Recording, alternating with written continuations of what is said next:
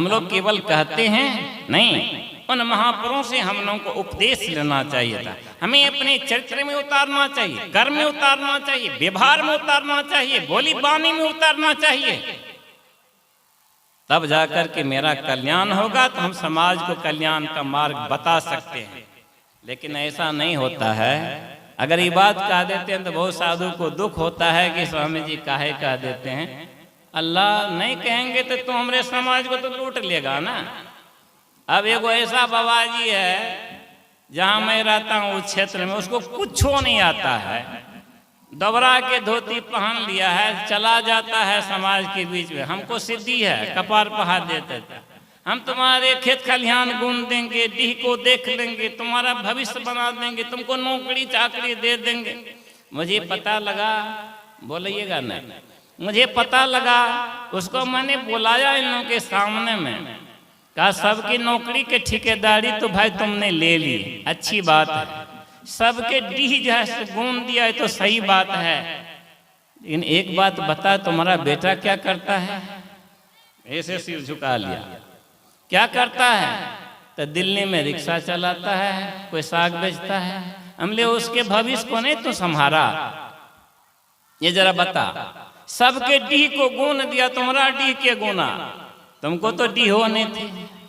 पूछिए, 1 कट्ठा जमीन हमने ही कहा जो जाओ, पैसा दिया खरीद लो, बढ़िया से रहना, ला आओ जाता है दूसरे के डीह जैसे गूंजने के लिए। वो कहता हम हर दिन उपवास रहते हैं, और ऐसा ऐसा भक्त मिल जाता, कपार बहा देता, 2 किलो दूध कभी वो ढड़का देता है। बड़ा मुश्किल वाली बात है। उसको हमने समझाया कि ये लूट का माल काहे खाते हो, तुमको पता है कुटम कुट करेगा जमराज वहां पर। डर तो जैसा रखो, हर एकदम जो है सो हो गया। वह इत शोभा नहीं दिया कि साधु के वेश में जो है गूंजते हैं, और गुनगुनाएगा के अपना कर्म का डर रखना चाहिए था। जिस शरीर से हम अन्याय अनर्थ करते हैं उसके भीतर में बैठा हुआ वही परम पुरुष है, उनका डर रखना चाहिए था। जिस दिन घर के बच्चे को माँ बाप का डर जो है नहीं सताता है, भय नहीं होता है, वह उदंड काम करना आरंभ कर देता है। जिस दिन विद्यार्थी को शिक्षक का डर जो है समाप्त हो जाता है, तमाकू पर 300 चुटकी 13 चाट तब करो खैनी से बात, वो विद्यार्थी कर देता है, शटम शोट करता है। और उसी तरह से अगर गुरु का भय, परमात्मा का भय, धर्म का भय अगर यदि साधु फकीर का ना हो तो बुरा नहीं मानिएगा, संग्रही तो बनेगा ही, चाहे मैं हूं या दुनिया का कोई क्यों नहीं जैसे हो।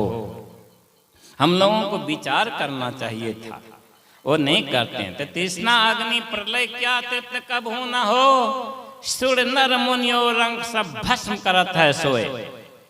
संत महात्मा ने कहा सामान्य मनुष्य हो या जोगी फकीर क्यों नहीं हो, अगर तृष्णा की आग को तलहथी पर लेकर के जो दिन रात दौड़ता है तो जलेगा ही सब कुछ, उसका तलहथी जलेगी ही।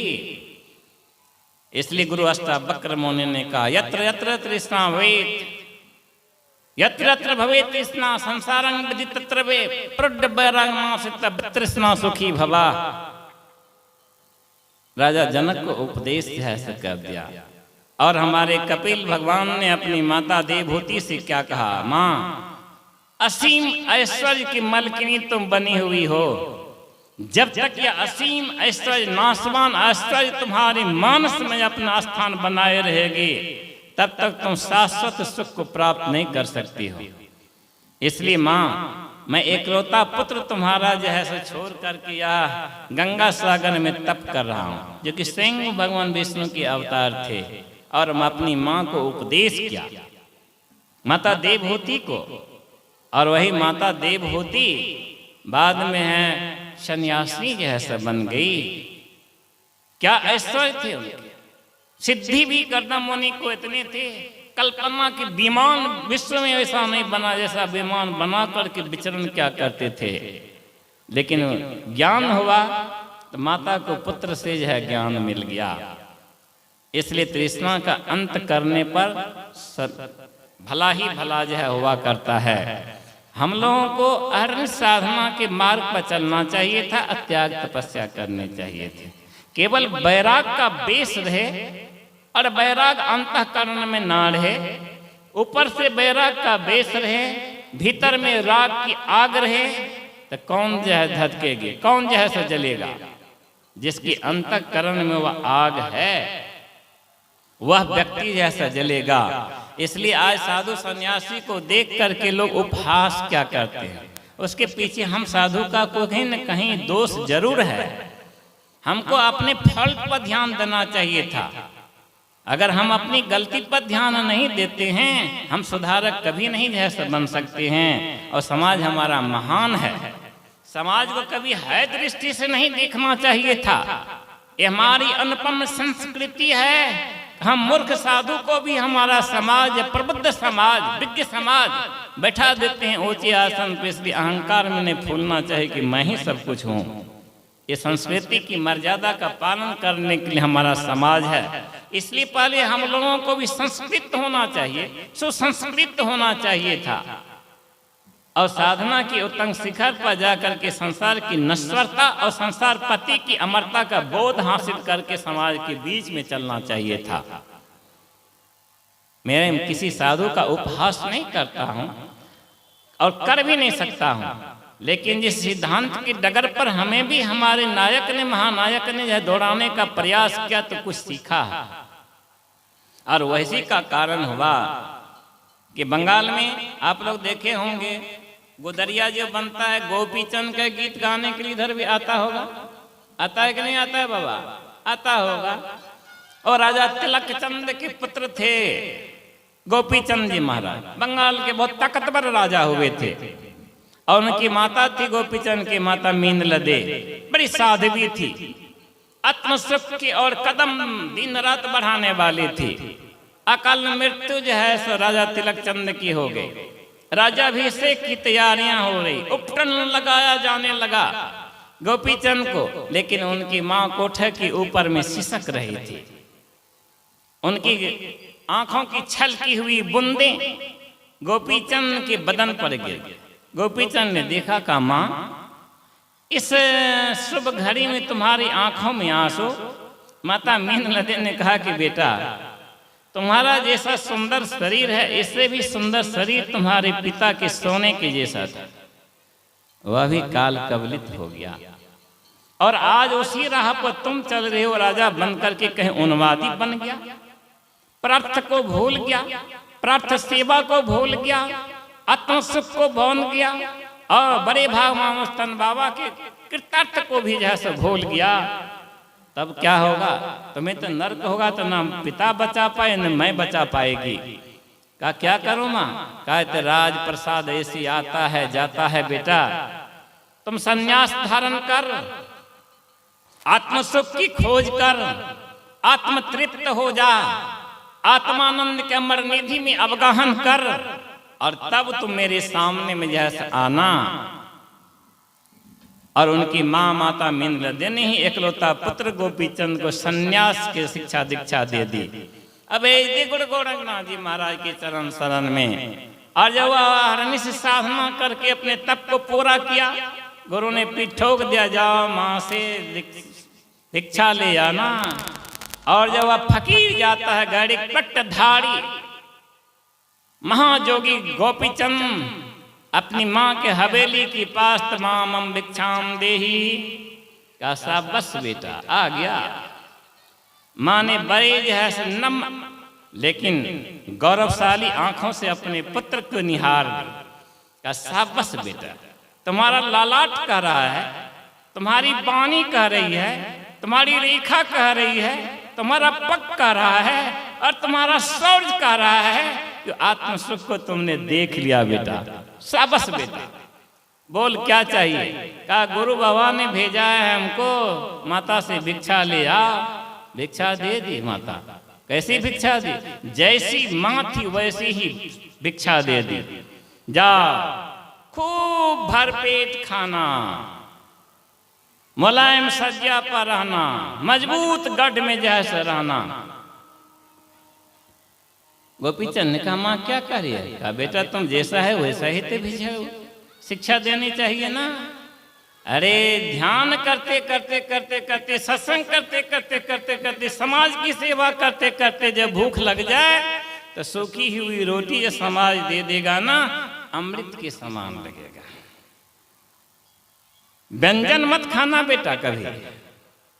व्यंजन में तुम्हारा मन जब फंस जाएगा ना तो कहां पर सरका देगा पता नहीं है। और कोमल सज्जा पर सोना, खूब ध्यान साधना करना, आत्मानंद में तुम निमग्न रहना, मग्न रहना। और कभी तुम्हें आलस आ जाए तो टूटी हुई खाट तो दूर जाने दो, माँ भारती के आंचल पर वैसे भी सो जाओगे तो मालूम पड़ेगा हम सोफा सेट पर सो गए।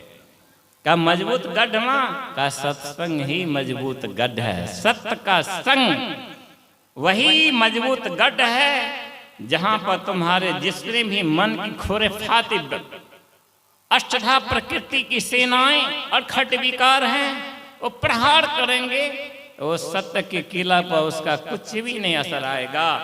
इसलिए सत्य के शरण में रहना वही मजबूत गढ़। माता तो ऐसी ऐसी भी भारत की धरती पर हुई है, ऐसी ऐसी माँ भी हुई है जो अपने पुत्र की शाश्वत सुख की शांति और भविष्य के लिए, आत्म सुख के लिए, आत्म शांति के लिए, आत्म कल्याण के लिए एकलौता बेटा को पिट्ठो करके आशीर्वाद देकर इसके सन्यासी बना, महान सन्यासी बना दिया, कुल खानदान का नाम रोशन कर दिया। कर्म तो ऐसा ही होता है। और बहुत सारी माँ बेटा को मैं देखता हूँ तो कहता मेरा बेटा आईएएस बनेगा, मैं बहुत खुश होता हूँ। डॉक्टर इंजीनियर बनेगा, खुश होता हूँ। साइंटिस्ट बनेगा, खुश होता हूँ। बहुत महान समाज सुधारक बनेगा, बेहद खुशी हमारे अंदर आती है। माँ बाप को बच्चे को प्रेरणा देनी चाहिए थी। यह संत महात्मा का उपदेश आज तक होते आया है, उसी के क्रम में हम लोगों को भी यह चलना पड़ता है। जैसा कि भगवान श्री राम को देखा ना, पिता दिन नमहि कानन राजो, स्वीकार कर दिया। अरे भगवान ने पल भर में निकल करके चल दिए, राजप्रसाद का परित्याग कर दिया। और भैया लक्ष्मण भी साथ हो गए, माता सीता भी। और बिहार वन में 14 वर्ष तक राक्षसों का संहार करते रहा, आत्ताइयों का संहार करते 12 वर्ष तक। और पुनः शाश्वत सुख का संदेश देकर के फिर अयोध्या आ गए, अयोध्या। और उसी क्रम में वनगमन के क्रम में जब भगवान श्री राम माता सबरी की कुटी में जाते हैं, जो भी लीला उला उनको करना था, नवदा भक्ति का उपदेश देना था, सब दे करके अंत में पूछ दे, भगवान ने ही पूछ दिया, माता सबरी आप क्या कहते हैं प्रभु, आपकी कृपा से मैं जानती हूँ। कहा जरा बताओ तो। सीता का हरण हो चुका है। माता सबरी हंसने लगी, कहा धन्य हो लीलाधारी, ए असली सीता को छिपा दिया, नकली सीता को प्रकट करके रावण जैसा असुर का संहार और संसार को ब्रह्मत्व का जैसे ज्ञान भी छिपा दिया प्रभु। कहा अच्छा तुम जानती हो तो शांत तो रहो, जरा बताओ जी किस होकर के जाऊं। काला किस होकर के प्रभु, इसी बात से चले जाइए, आगे मेरी सम्मुख पर्वत है, सुग्रीव से मित्रता हो जाएगी, बानरों की सेनाएं मिलेंगे वहां पर, ताकतवर सेनाएं, हनुमान जी उनकी मंत्री हैं, दोस्ती कर लीजिएगा। आप भी उनको सुख में दुख में साथ दीजिएगा, वो भी आपको साथ देंगे। ये तो आपकी लीला है, सब काम तो आप ही का किया हुआ है प्रभु। भगवान श्री राम हंसने लगे, चल दिया। और जाते जाते जब जाते ऋषि पर्वत के शीर्ष पर सुग्रीव अपने मंत्रिमंडल के साथ थे, सेनाओं के साथ थे। देखा, कहा देखो 2 राजकुमार कौन आ रहा है। घबरा गए सब, डर भय था बालिका। अंत में हनुमान बाबा को कहा जाकर के देखो। हनुमान बाबा रूप बदल लिए, पूछ दिया कि राजकुमार कहाँ से आए हैं। कहा मैं अयोध्या नरेश राजा दशरथ का पुत्र राम और ये मेरा अनुज लक्ष्मण। कहा अच्छा प्रभु आप बेरूप दिखा दिए। कहा हनुमान कहाँ। कहा प्रभु क्षमा कीजिएगा, मैं ही वेश बना लिया था दूसरा कि कहीं हमारे जो है मालिक का या गुप्तचर तो नहीं चला आया। इसलिए प्रभु आप जान गया। कहा चलो जरा सा रेशम पर्वत पर। कहा ना ना ना, आप सुकुमार हैं, आप नहीं जा सकते हैं प्रभु। कहा तो क्या? कहा आप ये दोनों भैंस कंधे पर बैठी। कहा कंधे पर बैठो? कहा क्योंकि हनुमान बाबा तो भक्त थे ना, चतुर थे। आज धरती के मालिक को कंधे पर बैठा रहे तो वह अहंकार कैसे उसको पनप जाएगा। इसलिए कहा प्रभु आपकी कृपा से कंधा कहीं मुझे धोखा ना दे दे, या कंधा कहीं मुझे अंधा ना बना दे, कहीं मुझे अहंकार के पर्वत पर ना बैठा दे, अज्ञानता की सलीला में मुझे धकेल ना दे और पाप न करा दे। इसलिए प्रभु से निवेदन कहा कि आप ही बैठो प्रभु, जिसका दिया हुआ कंधा है आप बैठ रहे हो तो आप जानो। और भगवान तो सबको ही जानते थे। बैठ करके गए, वहां मित्रता हो गई, संबंध हो गया।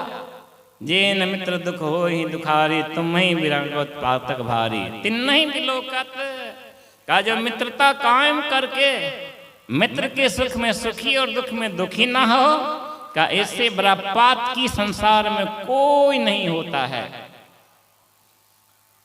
संबंध बन गया, बाली का संहार हो गया, राजा सुग्रीव बन गए, राजन मध्य में पगला गया, राज सुख में, राजसी सुख में राजसी वृत्तियां उसे घेर ली और तृष्णा अंतःकरण में पैदा हो गए। समय बीतने पर भगवान ने कहा कि लक्ष्मण अब तो वर्षा ऋतु समाप्त की और लंबी कहानी है, छोड़िए। कहा जरा सा हमारे मित्र सुग्रीव को बुला करके लाओ, लेकिन एक बार जानो राज सुख बहुत दिन पर मिला है, कुछ कहना तो नहीं, तरक भरक देना कुछ कहा भैया एक ही बाण में खत्म। कहा तो तब मित्रता कैसी, कुछ मत करो, ला उनको सन्मार्गी बनाना है, उनसे बहुत बड़ा काम करना है और उसको यश भी देना है, सुयश का भागी भी सुग्रीव को बनाना है। कहा जैसी आज्ञा। तरक भरक दिए, उसके पहले वहां पर हनुमान बाबा पहुंच गए। कहा क्या? कहा महाराज आ रहे हैं लक्ष्मण भैया, इनके कोप से बचना मुश्किल है, जल्दी दंडवत प्रणाम कीजिए और भगवान के शरण में चाहिए। लेकर के हाजिर हो गए, भगवान के शरण में गए तो कर जोर करके कांपने लगे सुग्रीव। क्या कहते हैं? नाथ विषय सम्मत कछु नाही, मुनि मन मोह करे छन माही। आपका इतिहास है प्रभु, बड़े बड़े साधक साधिकाएं भटक जाते हैं, ऋषि मुनि भी भटक जाया करते हैं, साधु महात्मा भी भटक जाया करते हैं, तपी का तप भी पूरा नहीं हो पाता है। यह विषय का सुख ऐसा है। विषय क्या है? महर्षि का सोय होता है ना, या को हटा दीजिए क्या होगा? विष। इस विष को जो अपने काया में धारण कर लेता है ना, वही विषय होता है। यह विष क्या है? पंच पाप का। इसी का शिकार सुग्रीव कहा प्रभु मैं बन गया, ये सब माया आपकी है प्रभु। ढेर खिस्सा कह दिए। फिर जा करके जो है सो माता सीता की खोज हुई और खोज के क्रम में जो है दक्षिण दिशा की ओर वीर हनुमान को भार सौंपा गया। महेंद्र पर्वत के नीचे में वो घूम रहे थे, वहां उनके ही एक बहुत बड़े ऋषि बैठे हुए थे। कहा क्या देख रहे हो, क्या देख रहे हो? कहा महाराज माता सीता को ढूंढ रहा। कहा छिया छिया, अरे यहाँ देखो ना, समुद्र के उस पार लंका की राजधानी अशोक वाटिका में भगवती सीता बैठी हुई है। कहा महाराज आप कैसे देख रहा? कहा दिव्य दृष्टि से। कहा तो जाऊं कैसे? कहा अल्लाह तुमको अपने भगवान पर विश्वास नहीं है, वह भगवान ही तुम्हारा भगवान और गुरु सब हैं, फिर उन पर विश्वास नहीं हुआ। अरे उनका नाम ले, जय श्री राम उछलने लगे। फिर कहा जय श्री राम उछलने लगे। तीसरे बार कहा जय श्री राम। उट्टा भुस्सा देते देते सुरसा फुरसा सबको जब पछाड़ते उस बगल चले हनुमान बाबा। और चले गए लंका के कोटर पर, जहाँ लंकनी बैठी हुई थी। लंकनी त्रिजट्टा भी वहीं पर बैठी हुई थी। कहा ये चोरवा कहाँ से चला आया? कहे हम राम का दूत, हम चोर हैं कि चोर तुम्हारा बाप रावण है। हमारी भगवती सीता को चुरा करके ले आया, हमको चोर कहती हो? एक घुसा जा दिया, एक फाइटिंग दिया, खपरा फट गया। वो बुझ गई कि अब रावण का विनाश होने वाला है। और रावण के विनाश तो सुनिश्चित था भगवान के हाथ में।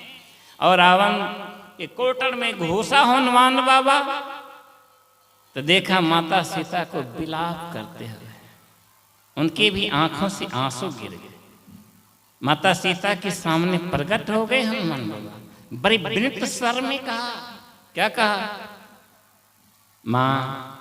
आस्था सीता को लग गया, मैया सीता की माँ कहता कहीं राक्षस तो नहीं है। लेकिन जब भगवान से कुछ चिन्ह लेकर के जा रहे थे, तो भगवान ने कहा कि हनुमान जी जा तो रहे हो ना, लेकिन मेरे सामने श्री राम मत बोलना। कहा तब क्या बोले? का नहीं समझता है, जब श्री राम बोल दोगे तो समझ जाए कि कोई है राक्षस का गुप्तचर। मेरा नाम वो नहीं है। कहा तो कहना रघुनाथ। अच्छा रघुनाथ के, ये रघुनाथ क्या है जी प्रभु? कहा रघुनाथ। हम निरंकार पुरुष है ना, अघु है, ये मृत्यु लोक के भी है मालिक हम ही है, पाप के पुण्य की सब मालिक हम ही। नाथ है, मालिक है, स्वामी है।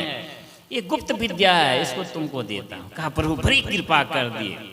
और जैसे माता भगवत सीता के सामने प्रकट हनुमान बाबा होते हैं, कहते तुम कौन हो? कहा माँ मैं रघुनाथ का, प्रभु रघुनाथ का शिष्य। का अच्छा आ गया, भेद तो जो जानते थे वो न जानते।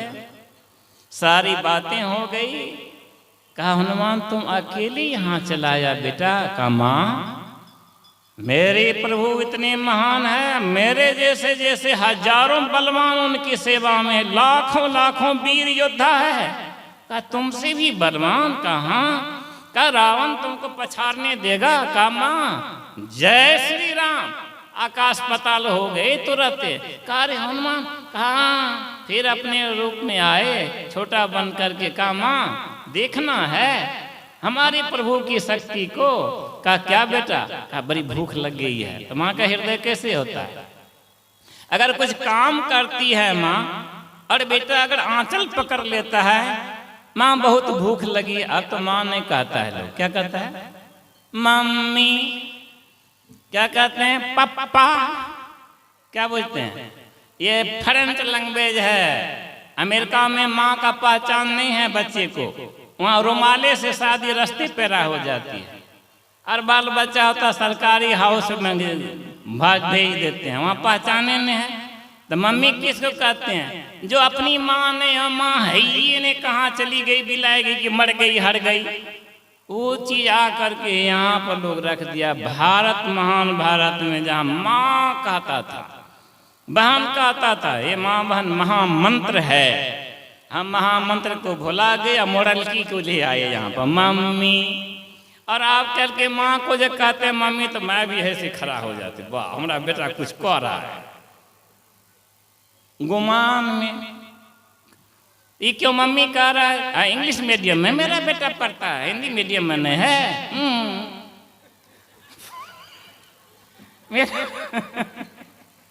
मेरा बेटा इंग्लिश मीडियम में पढ़ता है। तो मम्मी नहीं कहेगा तो क्या? डैडी नहीं कहेगा तो क्या कहेगा?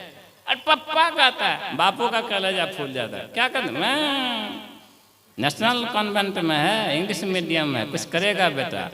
अब वहाँ चाबुक वाला जब बन जाता है, कहता है कम वक्त हो गया, कोई कामे का इजाज नहीं रह गया। हमने संस्कृति को अपने से से भूल गया है। कॉन्वेंट, कॉन्वेंट का अर्थ क्या होता है बताइए? आवारा बच्चे का विद्यालय, जिसका कोई साधन न हो।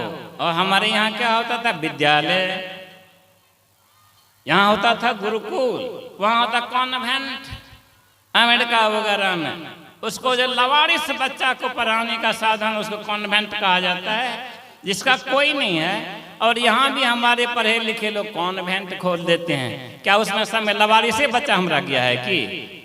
गजब वाली बात है। हम अपनी संस्कृति को भूल रहे हैं और पाश्चात्य संस्कृति का हम अनुकरण कर रहे हैं, इसलिए यह हाल हमारा जो है सो हो रहा है। क्षमा कीजिएगा, आप लोगों को दुख नहीं होना चाहिए, क्योंकि अपने हैं सब, तो कुछ तो गप होना चाहिए ना संस्कृति को बचाने के लिए।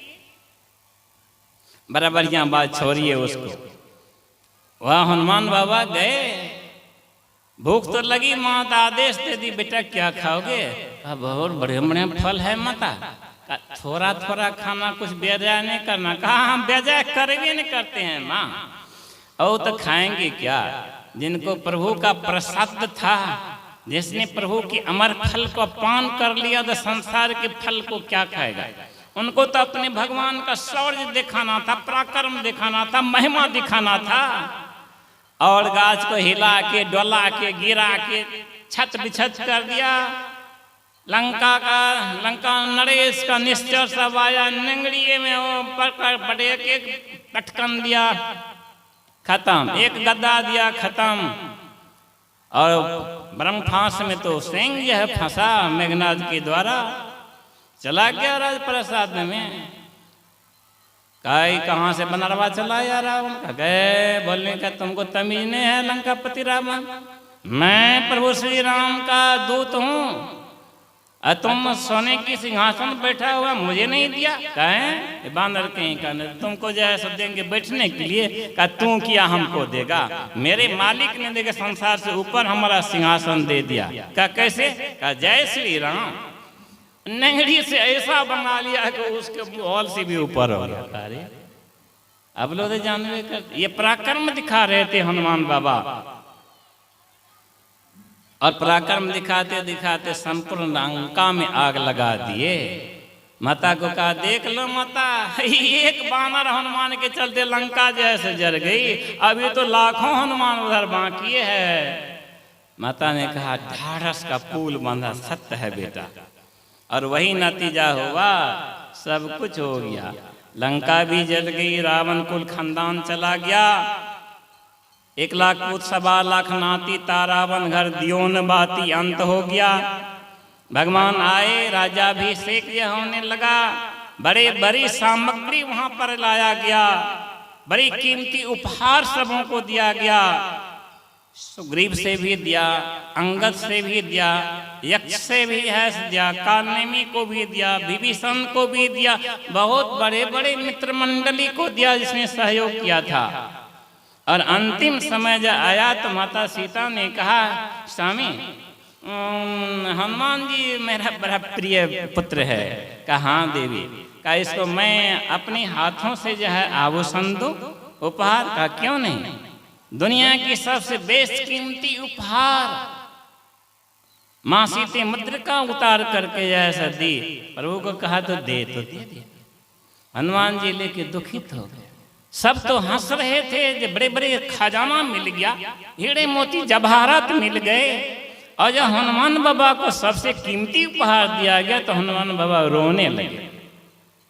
गुरु वशिष्ठ ने कहा, गुरु विश्वामित्र ने कहा ये क्या हो गया जो हनुमान रो रहा है? कहा प्रभु की सेवा में रहने का फल यही। कहा मतलब? और सब मूंगा को, हीरे मोती जवाहरात के मूंगा को दांत से कुतर कुतर करके फेंक रहा था। गुरु वशिष्ठ ने कहा क्या कर रहे हो?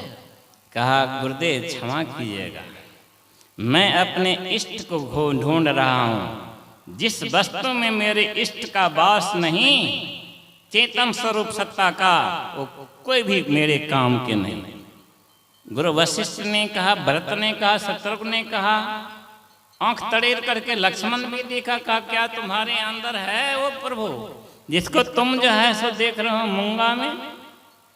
कहा प्रभु लज्जा रखना इस निर्बल का।